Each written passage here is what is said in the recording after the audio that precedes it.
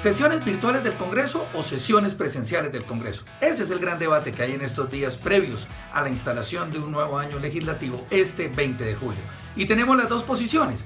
Por un lado, la senadora por el Centro Democrático, María del Rosario Guerra, y por el otro lado, la representante a la Cámara por Alianza Verde, Catherine Miranda. Senadora María del Rosario, cuéntenos en un minuto, ¿por qué para usted las sesiones del Congreso deben ser virtuales?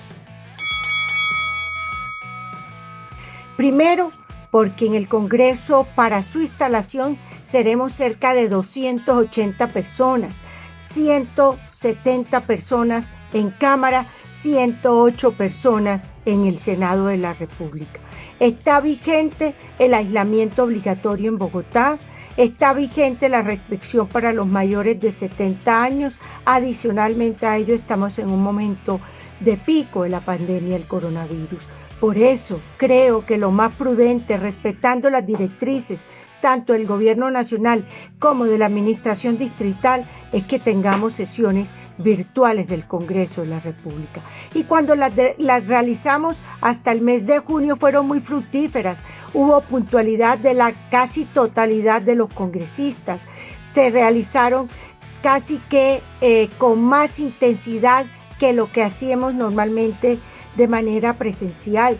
Se pudo debatir, se pudieron hacer las reflexiones sobre los proyectos de ley, los controles políticos. Se escuchó en más de 140 oportunidades al gobierno nacional.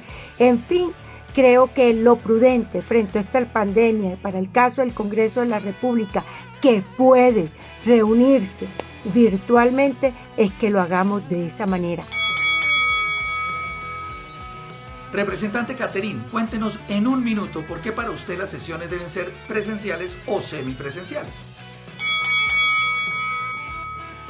Lamentablemente hemos visto en estos 6 meses un Congreso cojo, sin un control político real y efectivo al gobierno nacional y a los decretos que has pedido. Adicionalmente, no se han hecho proyectos de ley que realmente logren mitigar los efectos de la pandemia.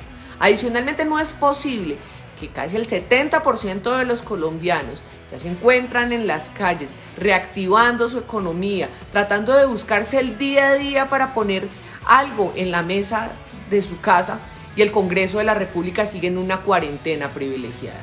Considero que debemos avanzar en sesiones semipresenciales o una presencialidad gradual donde se modifique la ley quinta, pero el Congreso de la República tiene que dar ejemplo.